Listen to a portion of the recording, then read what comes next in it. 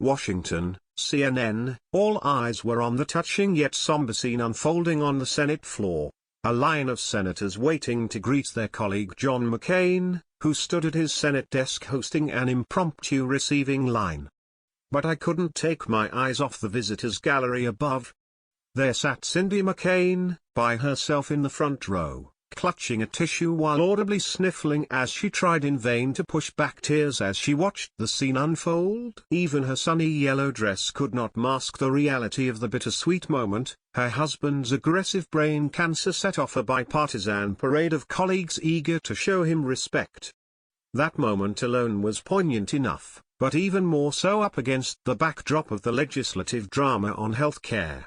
I have been inside the Senate chamber to observe several momentous events over the years, from the impeachment trial of Bill Clinton, to the vote to authorize war after 9/11, but the nearly hour-long swirl of emotion I witnessed Tuesday afternoon is seared in my memory. Even before the vote to start debate on Obamacare repeal began, the usual decorum of the Senate chamber was thrown off, thanks to more than a dozen protesters in the visitors' gallery pointing at senators yelling "Kill the bill" and "Shame."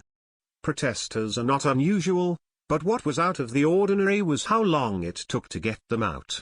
Well, after they left, they were so loud that senators could still hear them as the clerk was halfway through the alphabet in the roll call. So it was a bit hard to hear when West Virginia Republican Shelley Moore Capito, who had opposed this measure last week, reversed course and voted yes. And when, soon after, Maine Republican Susan Collins voted no. That meant GOP leaders could only afford to lose one more vote. That's what happened when it was Alaska Senator Lisa Murkowski's turn, and she yelled the word no. Normally when the Senate votes, senators mill around and talk.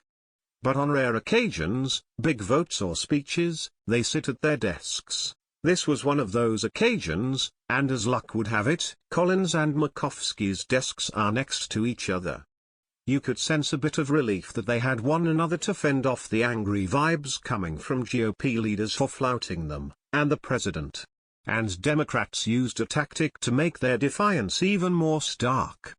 Democrats declined to vote until all Republican senators had cast theirs, so that when the clerk read back the votes so far, the only names that were read were Republicans, mostly for, but only 2 against.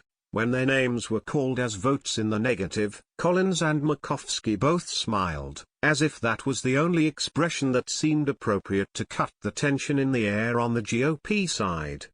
But Republican leaders were not yet out of the woods. Wisconsin Senator Ron Johnson, a vocal critic of the process, hadn't shown up yet.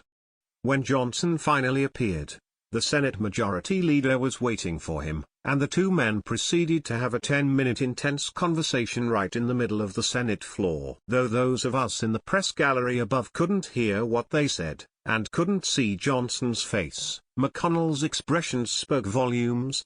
The usually poker-faced GOP leader grew increasingly red, he crossed his arms, and even wiped his brow as he grew more and more animated. Meanwhile, the number 2 Republican, John Cornyn, was standing right next to McConnell and Johnson, shifting his stance, pacing and just generally trying not to look like he was listening. Other GOP senators also pretended not to notice. A few, like Lindsey Graham and David Perdue, made beelines to Pat Toomey's desk in the back of the room to raid the candy drawer. By tradition, whomever gets that particular desk is tasked with stocking the candy. It was only the dramatic entrance of John McCain onto the Senate floor that broke the McConnell-Johnson tete-a-tete. As soon as McCain walked in, the entire chamber erupted in applause, and Johnson moved away from McConnell to quietly cast a yes vote under the thunderous ovation for McCain, who also came in and voted yes. With that, and no vote to spare, Vice President Mike Pence cast the tiebreaker, and declared the vote to start debate approved.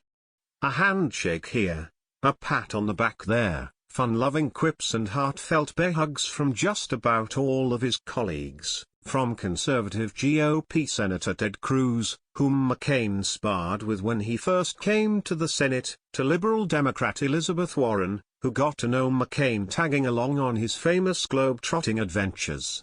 One humorous moment was when Senator Bernie Sanders walked over to greet McCain, attempting a kind of bro hug that didn't quite land right, which turned into a lighter moment as both men laughed. Throughout it all, the McCain I have come to know, covering him for almost 20 years, a complicated and compelling man, was on display. He clearly wanted this moment to come back to the Senate he has loved serving in for 30 years to deliver a very stark warning about how he has seen it go off course.